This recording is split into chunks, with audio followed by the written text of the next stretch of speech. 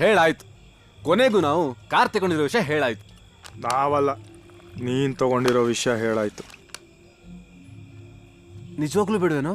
Soda ಹಾಕು ಅಂತ ತಳ್ಳಿದ್ದು. ಓ ಏಯ್ ಕೇಳು. ಕೇಳ್ತೀನಿರ ಮಗ, ಸೋಡಾ ಹಾಕೋ. ಹಾ ಸೋಡಾ. ಏಯ್ ಅದೆಲ್ಲ ಕಣೋ, ಕಾರ್ ವಿಷಯ ಕೇಳು. ಹಾ ಏಯ್, ಕಾರ್ ವಿಷಯ ಹೇಳೋ. ಕಾರ್ ಮುಂಜಾ ಕಾರ್ ಕರೆಕ್ಟಾಗಿ ಪಾರ್ಕ್ ಆಗಿದ್ದು ನೋಡ್ಕೊಂಬಾರೋ. ಹಾ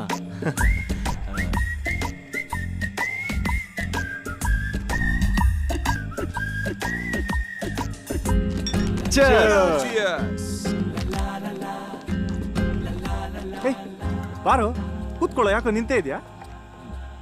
ಕೇಳ್ದೇನೋ? ಕರ್ಣ, ಸಾನ್ವಿ ನಮಗಿಂತ 3 ವರ್ಷ ದೊಡ್ಡೋಳು, ವರ್ಕೌಟ್ ಆಗುತ್ತೆ ಅಂತ್ಯಾ?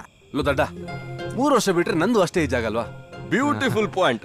ಆಗ ನನಗೂ ಅಷ್ಟೇ ಏಜ್ ಆಗಿರುತ್ತೆ. ಓ ಟಾಕ್ ಖಾಲಿ ಆಯ್ತಾ?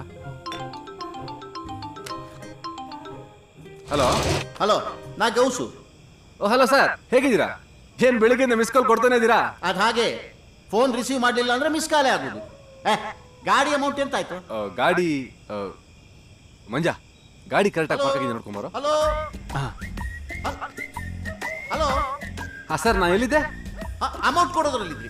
ಹಾ ಅದು ರೆಡಿ ಇದೆ ಸರ್, ನೀವು ಬರ್ತಾ ಇದ್ದಂಗೆ ಕೊಡ್ತಾ ಇರೋದು. ಓ, ಕೊಡೋದಯ್ಯ? ಹೌದೌದೌದು.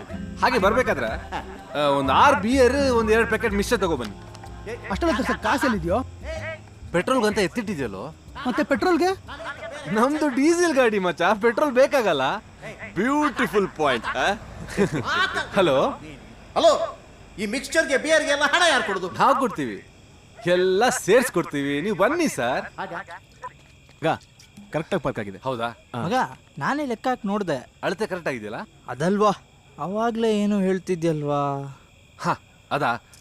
ಮಂಜಾ, ಗಾಡಿ ಕರೆಕ್ಟಾಗಿ ಪಾರ್ಕ್ ಆಗಿದೆ ನೋಡ್ಕೊಂಬಾರೋ. ಎಲ್ಲ ಸರಿ ನಾನೇ ಯಾಕೆ ಹೋಗ್ಬೇಕು?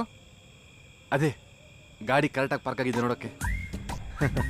ಸರಿ ಮಗ. ಹಾ ಜ್ಞಾಪಕ ಬಂತು, 3 ವರ್ಷ ಬಿಟ್ರೆ ಸಾನ್ವಿನ 3 ವರ್ಷ ದೊಡ್ಡವಳಾಗಿರ್ತಾಳಲ್ವಾ? ಕರೆಕ್ಟ್ ಅಲ್ವಾ? 3 ವರ್ಷ ತಾನೆ, ಹೆಂಗೋ ಅಡ್ಜಸ್ಟ್ ಆಗುತ್ತೆ ಬಿಡು.